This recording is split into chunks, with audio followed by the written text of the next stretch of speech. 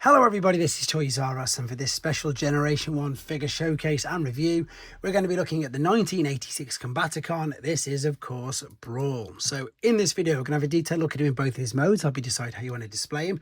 I'm going to point out things that you need to be aware of if you have to purchase him one for yourself, because he is a Generation 1 figure. I'm also going to show you the many different variants of him that were released through Generation 1, and also we'll have a look at how he fares and compares to some of the figures that we get nowadays as well. Now, before we get started, I'd like to remind anybody who's not subscribed to the channel, if you'd like to hit that subscribe button for me now, please, because it really will help me out. We might as well start off with the robot mode first and foremost, and there are two different robot modes in front of you. The reason for this is the first release of Brawl, some of the first figures came with die-cast tracks. So you may be able to notice that these ones here are slightly darker, and that is because these were die-cast, and again, that's just pretty much the same as Hot Rod with his metal toes and Cup with his metal wheels. The first sort of figures, the first sort of run did come with metal parts, and of course they were just taken away due to cost saving, which of course again makes perfect sense. The robot itself though, which you'll see, is super basic, which they all were. These all formed part of Scramble City robots, which I'll explain a teeny bit more in a second. I want you to notice the rub sign though in here, because there was versions of him later on that had the rub sign removed as well. Articulation wise, all we've got is the arms going forwards, up and down, and the legs going back as well. So things to be aware of is the fact that these screws here and the metal bar in there do tend to get corroded quite easily, and of course stickers can be a big thing as well. This is his small blaster, which you can see will fit in his hand like so, and he's also got a double blaster which will fit in the alternate mode, which I'm going to show you in 2 seconds. So very quickly, let's have a look at Bruticus, and in fact I'm going to move these out of the way as well, and we're going to have a look at Bruticus, because as you can see he forms a leg, and this is what I mean by the term Scramble City. Again, it was a cartoon in Japan, but it also had some meaning. The fact that you could scramble all of the limbs around, he could become either leg or he could also become either arm as well. Before we have a quick look at this, I might as well show you Battle Gaia while I've got him next to him. So before, this mold was reused and repainted numerous occasions during the rest of Transformers, like RID, etc. He had a repaint as, there we go, he was also known, I think it was Sandstorm, and he had a white deco repaint. This is the 1992 Japanese exclusive figure that was known as Battle Gaia. So he still came out in the Generation 1 continuity, and that was his first official repaint, as I say, before all of the rest. Bruticus is still fantastic, but to regards to nowadays figures, it's just quite funny that that's Commander Class Optimus Prime, who of course, as you can see, is near enough up to his shoulders. So it shows how much these figures have grown, well, yeah, over time, let's be honest. Right, let's move him quickly out of the way. I'm also going to now show you, let's show you these two boxes. So these two boxes, although they look the same, as soon as I point out the very obvious, one is in Japanese and one is in Italian. These basically were both, even though this is Takara, Jig figures, which was the Italian make, were also licensed by Takara as well. Hence the same boxes, hence the same Takara logo in the same place. And they also had pretty much, apart from obviously the writing, everything was exactly the same. So what I mean by that is they had the D number on the top right corner. The D stood for Destron in Japanese, and 67, of course, was his reference number. There again is the Scramble City reference, and there is your Transformer. So the reference, as I say, for Scramble City was the cartoon and what I've just shown you. This is the beautiful 86 artwork that was on the back of Japanese boxes, very different to what we had by Hasbro.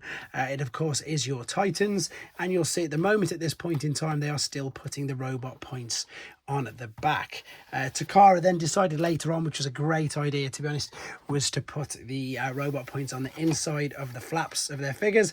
Of course, this would mean that you wouldn't damage the boxes in any way. And they also came in these lovely polystyrene packages, which meant that you wouldn't need, well, you could put them back away, you could store them quite neat, which I think was perfect. So this one's missing the rub sign, unfortunately, and again, here is his dual cannon, which you can fit over the top, which just looks great. With this particular mode, you can get away with 0 stickers, because all you would be missing is that there, and the ones on the back, I think are pretty much, yeah, they would be near enough covered up by the turret anyway. The turret does spin all the way around, as you can see, and of course you can maneuver these up and down as well. So again, some of the Takara versions you'll find do have the die cast, and again you can feel it, it's quite easy. And in fact you can see there that some of the paint is chipping away on this as well. And again, it's really easy to notice with the touch, because they feel cold. There is Swindle, who of course is another combaticon, and funnily enough, just because he's right here, that is your Earthrise Optimus Prime, which is now more than big enough to be, I suppose, a modern version of Onslaught. He is huge, he can carry his weight no problem whatsoever. But yeah, what I really like about these is the fact that exactly that, you could put it back in the box exactly like I'm going to now, and you could keep it neat. Whereas of course if you got the cards, which to be honest is probably the main reason why I haven't managed to source a standard 86 Hasbro backing card for Brawl yet, because most people, myself included, would have just, I think I did with Brawl as well in all honesty, just literally ripped it off the back of the card and probably never saw it again.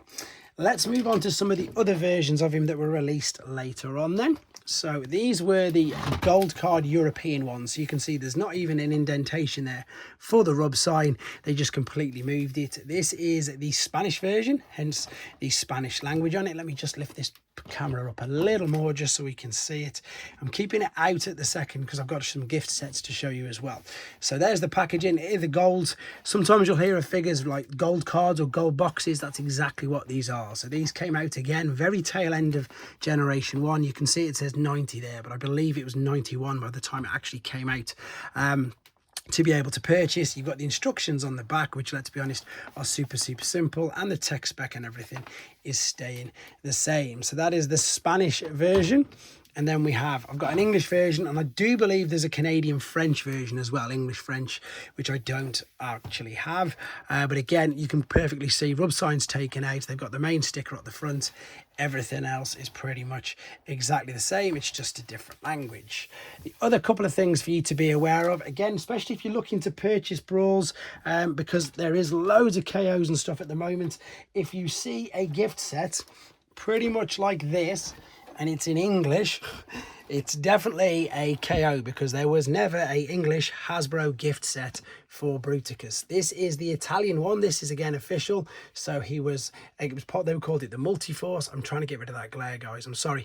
And again, you can see Transformer, and you can see his name is Bomber. So you can get the Multiforce. Do check highendtfs.com to see if you've got an original. Be aware of that. But as I say, if you see an English one anywhere, it is completely fake, because they never did it. There's an 85 battle scene, and then this was the only other way, I think, at the time, apart from the Hasbro cards, that you could get a Brawl during Generation 1. That is the Takara box set, which you can see in that is, again, you've got D69 at the top, because that is the full combined form of Bruticus, all of the individual parts there. And as I said, this was released in Japan. I think there was something like the artwork was lost. I think that's one of the stories of why we never got it. There again is your beautiful battle scene on the back. And to be honest, guys, I think that's pretty much all there is to say about the little guy.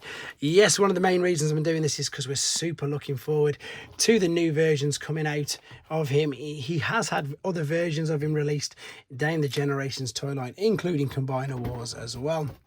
And I'll probably do a direct comparison video. In fact, I will do.